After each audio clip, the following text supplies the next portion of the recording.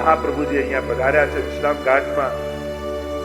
સવારનો સમય છે અને સવારના સમયે શ્રી યમુનાજીની શોભાને જોયું આ વિશ્રામ ઘાટ પર અને મહાપ્રભુજીએ યમુનાજીની આરતી ઉતારી. અને ત્યારથી કહેવાય છે કે આ વિશ્રામ ઘાટ ઉપર યમુનાજીની આરતીનો ક્રમ. આ એ બે પંક્તિ દ્વારા આપણે યમુનાજીની આરતી કરી છે. કહેવાય છે કે ત્યારથી યમુનાજીની આરતીનો ભાવ આપણે ત્યાં માનવામાં આવે. મહાપ્રભુજી નિકટ બિરાજ્યા છે, પારાયણ કર્યું છે ભાગવતજી. યમુનાજી અતિ પ્રસન્ન થયા છે. અનેક કથાઓ આની સાથે જોડાયેલી છે. કહેવાય છે કે એ સમયે સુબા યવન હતા અને એને જે લોકો વિશ્રામ ઘાટે નિત્ય સ્નાન યમુનાજીનો કરવા આવે તો એના દ્વાર ઉપર એવો યંત્ર ચમત્કારી લગાવી દીધો કે જે એ દ્વારમાંથી નીકળે અને એને એવો યંત્ર લગાડ્યો કે એની ચોટી કપાઈ જાય, દાઢી ઉગી જાય, એનો ધર્મ બદલાઈ જાય. કહેવાનો અર્થ, જો આપણે ત્યાં અમુક વાતોને જુદા જુદા સંકેતો દ્વારા સૂચિત કરવામાં આવે. એ સમય એવો આક્રાંત માહોલ હતો કે પોતાનો ધર્મ જીવવો પણ કઠિન હતો, સહજ નહોતું. આપણા પૂર્વજોએ કેવો પરિશ્રમ કર્યો છે આપણી સંસ્કૃતિને ધર્મને ટકાવવા માટે, કેવો ત્યાગ અને કેવો સંઘર્ષ કર્યો છે. અને આજે કોઈ રોકનારું નથી, છતાંય કંઠી પહેરવામાં આપણને તકલીફ થાય છે. એ સમયે ગળું કપાવા, ગોકુલનાથજીના ચરિત્રમાં તમે જુઓ, ફરમાન કરી દીધું, જો કંઠી પહેરશો તો ગળું કાપી નહીશું. તો વૈષ્ણવે કહ્યું, ગળું કપાશે તો કંઠી આપમેળે પડી જશે, બાકી આ હાથે ગળામાંથી કંઠી નહીં નીકળે. ગળું કપાવવા તૈયાર થયા પણ કંઠી ન કાઢી. આવું ગૌરવ લઈને આપણી સંસ્કૃતિને આપણા પૂર્વજોએ જીવંત રાખી. અને ત્યારે આ સંસ્કૃતિ આપણા સુધી પહોંચી છે, ત્યારે આ સંસ્કારો આપણા સુધી પહોંચ્યા છે. કેટલો મોટો સંઘર્ષ 500-700 વર્ષ પહેલા આખી સંસ્કૃતિએ કર્યો. અને એવો યંત્ર લગાડ્યું કે ચોટી કપાઈ જાય, દાઢી ઉગી જાય. બધા ઉજાગર ચોબે હતા મહાપ્રભુજીના પુરોહિત, એમણે કહ્યું કે અહીંયા તો ધર્મ જીવવો પણ કઠિન થઈ ગયો છે, આપ આચાર્ય છો, આપ કોઈ એવો રસ્તો કરો કે જેથી અમારે ધર્મ જીવવો સહેલો થાય. ત્યારે મહાપ્રભુજીએ કહ્યું, અમે પોતે આ દ્વાર પાસેથી નીકળીશું. અને મહાપ્રભુજી પોતે હાથમાં ગૌમુખી લઈ ભગવત નામ લેતા લેતા જ્યાં દ્વારની નીચેથી નીકળ્યા અને યંત્રનો પ્રભાવ ખતમ થઈ ગયો. કહ્યું કે મહારાજ, આચાર્ય ચરણ, આપે તો આ યંત્રને નિરાશ કર્યો, પણ આ બાદશાહ એમને નહીં માને. આપ કંઈક એવો પ્રભાવ બતાવો જેથી બાદશાહને એની ભૂલ સમજાય. અને ત્યારે મહાપ્રભુજીએ પોતે યંત્ર બનાવ્યું. પોતાના શિષ્યોને કહ્યું કે જાઓ, દિલ્હીના મુખ્ય દ્વાર પાસે આ યંત્ર લગાડી નાખો.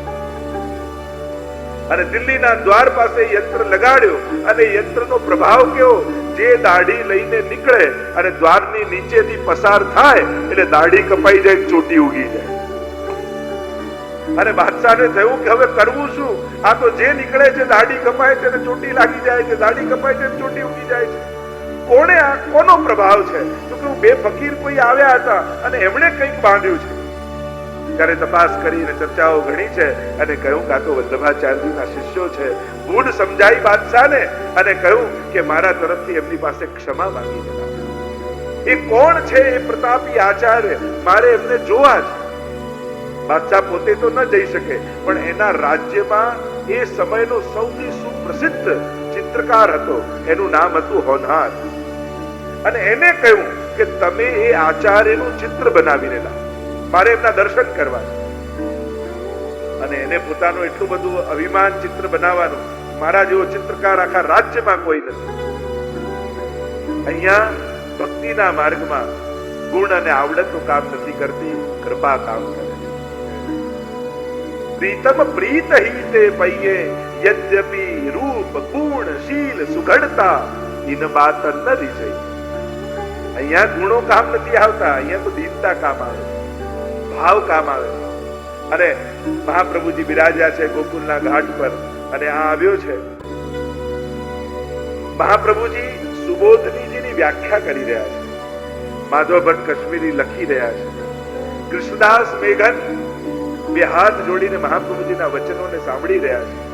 અને દમલાજી હમણાં આવ્યા છે અને મહાપ્રભુજીને સાષ્ટાંગ દંડવત કર્યા છે.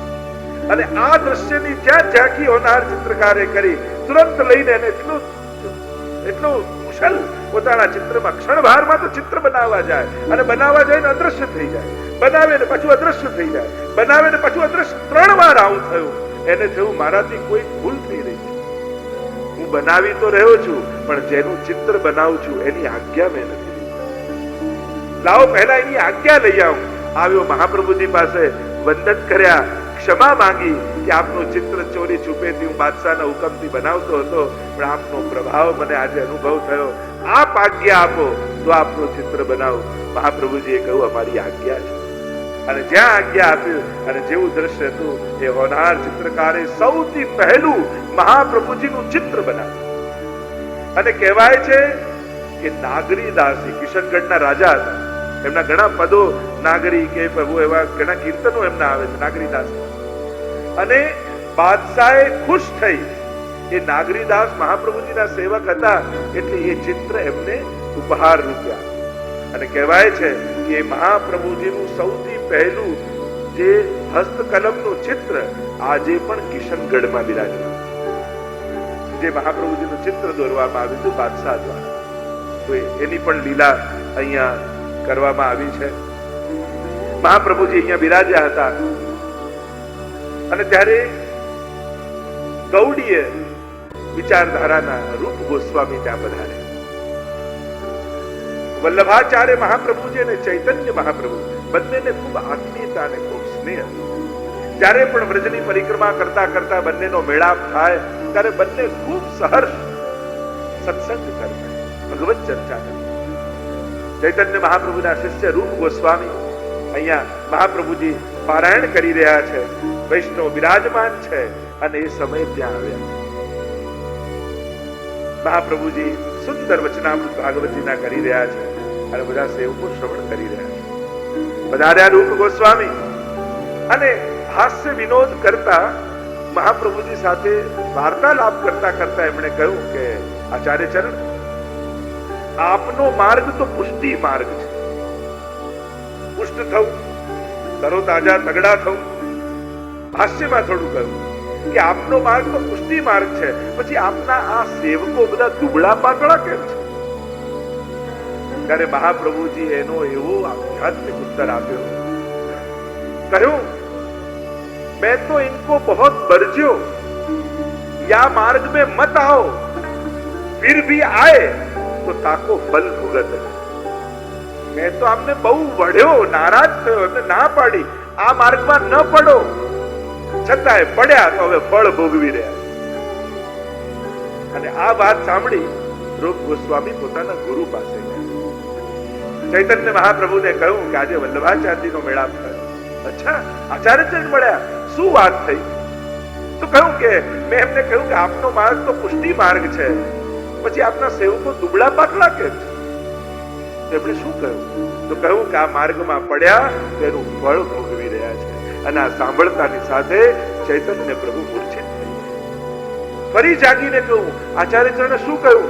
જો કે આ માર્ગમાં પડ્યા તેનું ફળ ભોગવી રહ્યા છે. મૂર્છિત થઈ ગયા. ત્રીજી વાર પૂછ્યું તો શિષ્ય કહ્યું, ગુરુદેવ આપ મૂર્છિત થઈ જાઓ, હવે હું નહીં કહું. પણ મને સમજમાં ના આવ્યું કે આ વાતમાં એવું તો શું છે કે આપ સાંભળીને મૂર્છિત થઈ જાઓ. ત્યારે એમને સમજાવતા કહ્યું કે આચાર્ય ચરણની વાણી તો બહુ ગહન છે. એમણે એ કહ્યું કે મેં તો આ માર્ગમાં આવવાની ના પાડી એટલે કે આ માર્ગ તો પ્રભુના વિરહનો માર્ગ છે, તાપ ક્લેશનો માર્ગ છે. આ માર્ગમાં ગમે તેનું કાર્ય નથી. ના આવો. પણ જો આ માર્ગમાં આવ્યા છો તો કે હવેનું ફળ એટલે કે પરમ વિરહનો અનુભવ કરી રહ્યા છે. અને એટલા માટે ભગવદ વિરહને કારણે એમના શરીર સુકાઈ ગયા. કારણ કે જેને ઠાકોરજીનું જેમાં મન લાગી ગયું હોય એને પછી ક્યાં ભૂખ તરસ રહે છે?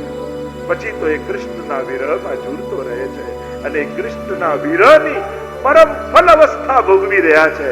એટલે આ દુબળા પાતળા. અને ત્યારે એમને ભૂલ સમજાય કે મેં તો હસવામાં કહ્યું, પણ આચાર્યોની વાણીમાં કેટલી ગહનતા. પુષ્ટિ ભક્તિના પરમ ફલનો આ જીવો અનુભવ કરી રહ્યા છે. આવો સુંદર પ્રસંગ આપણે ત્યાં વર્ણિત કરવામાં આવે છે. એવી મહાપ્રભુજીની આ બેઠકજી જે મથુરાજીમાં વિશ્રામ ઘાટ પર બિરાજે છે, એ 5મી બેઠકજીમાં આપણે બધા જ મહાપ્રભુજીને દંડવત કરીએ. બોલો વલ્લભાધીશ કી જય. 6ઠ્ઠી બેઠક એ મધુવનની બેઠક. 12 વનમાં આ પહેલું વન એ મધુવન છે. વ્રજયાત્રા જયારે શરૂ થાય ને ત્યારે પહેલો પડાવ મધુવનમાં આવે. આ મધુવન એ પરમ પાવન સ્થાન છે જ્યાં ધ્રુવજી જયારે તપ કરવા માટે ગયા અને નારદજી મળ્યા અને નારદજીને પૂછ્યું કે હું ક્યાં જઈને તપ કરું, ત્યારે નારદજીએ કહ્યું હતું કે યમુનાજીના તટ પર એક મધુવન સ્થાન છે અને ત્યાં જઈને તમે તપ કરો તો ઠાકોરજીની કૃપાના અધિકારી થશો. એટલે ધ્રુવજીએ આ સ્થાન પર તપ કર્યું અને પ્રભુ પ્રસન્ન થઈ અને ધ્રુવજીને ધ્રુવલોકની પ્રાપ્તિ થઈ. એવી આ પરમ પવિત્ર ભૂમિ છે. જે ભૂમિ ઉપર કોઈએ તપ કર્યું હોય, કોઈએ સેવા કરી હોય, કોઈએ અખંડ જપ કર્યા હોય, એ ભૂમિ સાધારણ નથી રહેતી, એ ભગવત ભૂમિ છે. ત્યાં બેસીને તમે એક માળા પણ ફેરવો ને તો તમને એ ફળ મળે જે અનંત ગણું. ત્યાં એક માળા પણ 1.25 લાખના જપ બરાબર હોય છે. આવા તપોભૂમિ, આવી પુણ્ય ભૂમિ પર કરેલું પુણ્ય એ સાધારણ નથી હોતું. એનું અનંત ગણું ફળ માનવામાં આવે, એની મહત્તા માનવામાં આવે. એવું આ સ્થાન મધુ નામના દૈત્યનો ભગવાને અહીંયા ઉદ્ધાર કર્યો હતો એટલે આ મધુવન કહેવાય છે. એવું આ પવિત્ર સ્થાન છે. અહીંયા મધુવનિયા ઠાકોરજી બિરાજમાન છે. મહાપ્રભુજી અહીંયા આવીને બિરાજમાન થયા.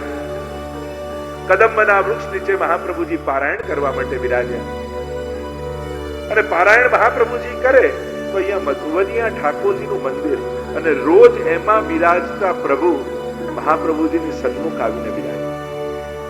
રોજ એમનો એક ભક્ત દર્શન કરવા જાય. પહેલા દિવસે ગયો તો ઠાકોરજી મંદિરમાંથી ગાયબ, બીજા દિવસે ગયો તો ગાયબ. થયું કે પ્રભુ ગયા ક્યાં? થોડી વાર બેઠો ને પ્રભુને આવતા જોયા. પૂછ્યું કે આપ ક્યાં પધારી ગયા હતા? તો કે અહીંયા વલ્લભાચાર્યજી પધાર્યા છે, એ ભાગવતજીનું પારાયણ કરી રહ્યા છે અને આપના મુખેથી ભાગવતજીનું શ્રવણ કરવા માટે હું ગયો. એમ કરજે, કાલથી તું થોડો મોડો આવજે, જ્યારે પારાયણ પૂરું થઈ જાય પછી હું તને દર્શન આપું. આપણે ત્યાં એ માનવામાં આવે છે કે જે તીર્થમાં ભાગવતજીનું પારાયણ થાય ત્યારે એ તીર્થના દેવતા એ ભાગવતજીનું શ્રવણ કરવા આવે છે. એવું આ સુંદર સ્થાન મધુવનમાં જ્યાં મહાપ્રભુજીએ કૃપા કરી અને ભાગવતજીનું પારાયણ કર્યું, એ સ્થાનમાં બિરાજતા મહાપ્રભુજીને આપણે સૌ વંદન કરીએ. બોલો વલ્લભાધીશ જય. 7મી બેઠક કમોદવન. ભાગવતજીનું પારાયણ મહાપ્રભુજી અહીંયા કર્યું. આ એ સ્થાન છે જ્યાં ઠાકોરજીએ વેણુનાદ કરી ભક્તોને બોલાવ્યા હતા છાક લીલા માટે.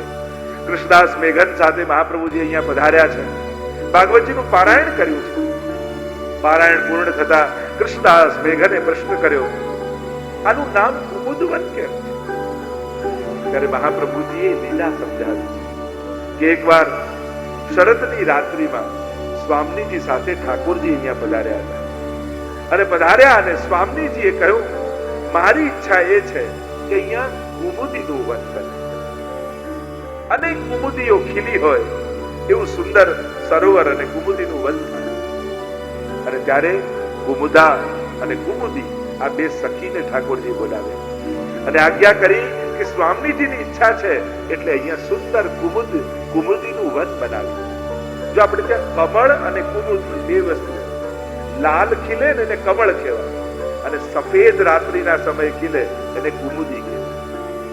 શ્વેત કુમુદીઓ વન, કમલ કુમુદ નાના અતિ સુંદર મધુર કરે ત્યાં ગાન. વલ્લભાખ્યાનમાં પણ યાદ કર્યા છે, શ્વેત જે કમળો ખીલ્યા હોય એને કુમુદી કહેવાય, જે રાત્રિના સમયે ચંદ્રમાને જોઈને ખીલે, અને કમળ હોય એ સવારના સમયે સૂર્યને જોઈને ખીલે.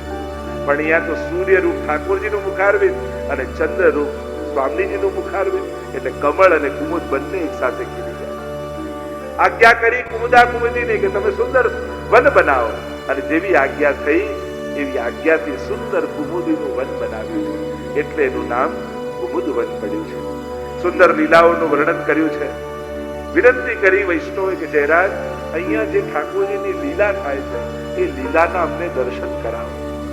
અને મહાપ્રભુજીએ આજ્ઞા કરી, હું તમને આજ્ઞા કરું છું, નેત્રો બંધ કરો અને હવે સામે ખોલીને જુઓ.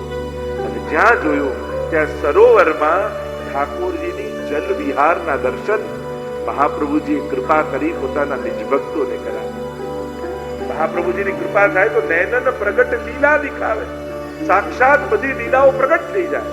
તો પ્રભુએ જે જલ વિહારની લીલા કરી હતી એના સાક્ષાત દર્શન અને વૈષ્ણવ ધન્ય બની ગયા. કેવા ભાગ્યશાળી છીએ અમે શ્રી વલ્લભની કૃપાથી. કારણ કે જ્ઞાન દો ગુરુ. મહાપ્રભુજી કેવા છે? કૃષ્ણનું જ્ઞાન આપનારા છે. કૃષ્ણ હાર્દવિદ છે, બધાના હૃદયની જાણનારા ઠાકોરજી, પણ ઠાકોરજીના હૃદયની જાણનારા મહાપ્રભુજી છે. એટલે સર્વોત્તમ સ્તોત્રમાં ગુસાઈજીએ નામ કહ્યું, શ્રી કૃષ્ણ હાર્દવિદે નમઃ. પ્રભુના હૃદયની જાણનાર. આજે ઠાકોરજીને શું આરોગવું છે, આજે પ્રભુને શું ધરવું છે, આજે પ્રભુને શું પહેરવું છે, આજે પ્રભુને કયો મનોરથ આનંદ લેવો છે, આ પ્રભુના મનની જાણનારા મહાપ્રભુ. અને એ જાણીને મહાપ્રભુજીએ સેવાનો ક્રમ બનાવ્યો છે.